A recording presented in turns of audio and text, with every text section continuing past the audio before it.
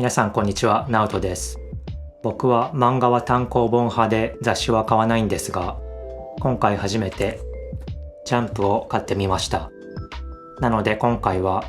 このジャンプの中のいくつかの漫画の感想を少しずつ話したいと思います。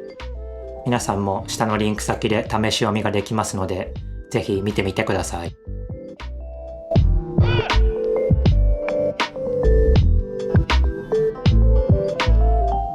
一つ目はバーン・ザ・ウィッチです。ブリーチを描いた人の漫画で、今月号から全4話連載するみたいです。バーン・ザ・ウィッチと聞いて、レディオヘッドの曲を思い出したんですが、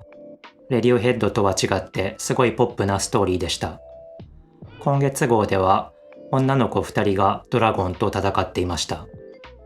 ゴアとかパンとかのオノマトペの文字がすごい大きくて、一文字一文字のデザインもすごいかっこいいと思いました。コマによってはオノマトペの文字が絵の後ろにあったり絵の前にあったりするので、そういうところもすごい凝っているなと思いました。次は呪術廻戦です。全然喋らない怪物とパーカーを着た男の人がひたすら戦っていたんですが、なんとなくハンターハンターっぽいなと思いました。戦っている2人が全然喋らないので、それが逆にいい緊迫感を出していたと思います。次はドクターストーンです。ドクターストーンの絵は基本的に可愛くて、ギャグ漫画っぽい絵もたくさんあるんですが、キャラクターの一瞬の表情を捉えた顔のクローズアップからは、キャラクターの熱量はもちろん、作者の熱量もすごい伝わってきました。次は僕のヒーローアカデミアです。現代社会への批判やヒーロー論なども盛り込まれていて、人気があるのも納得できるエピソードでした。社会の教科書には載っていないこの世界の黒い部分を伝えようとしている堀越さんの気概を感じました。次はチェンソーマンです。まず目の描き方がすごい特徴的だなと思いました。そして主人公の葛藤の仕方からは、現代の若者を表しているような印象を受けました。コマを分割して細かい仕草を描くことによってキャラクターの内面を表現したり、部屋に飾られている絵画に意味を持たせたり、セリフだけでなくいろいろな観点から楽しめる作品だと思いました。今とても人気があるみたいなので、これからチェンソーマンを集めていきたいと思います。次は脈なしです。読み切りの短編作品で、ギャルの幽霊がイケメン男子生徒に取り付く話です。すごいキュンキュンするストーリーだったんですが、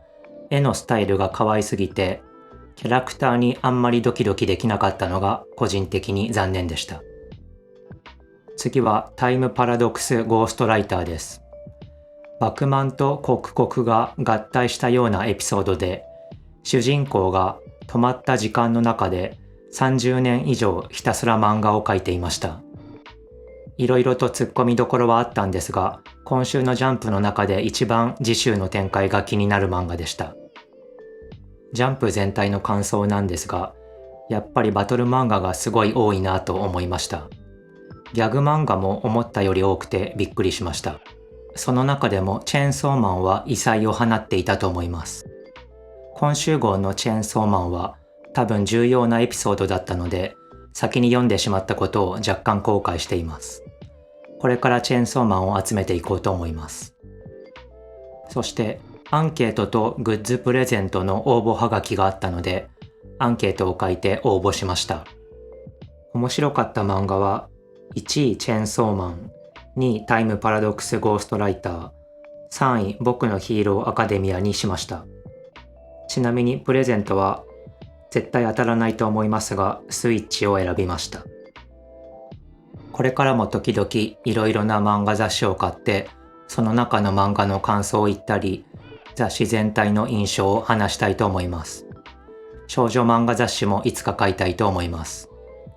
この動画のスクリプトとその中の難しい日本語の英訳も下のリンク先で見ることができますので、ぜひ見てみてください。ではまた次回お会いしましょう。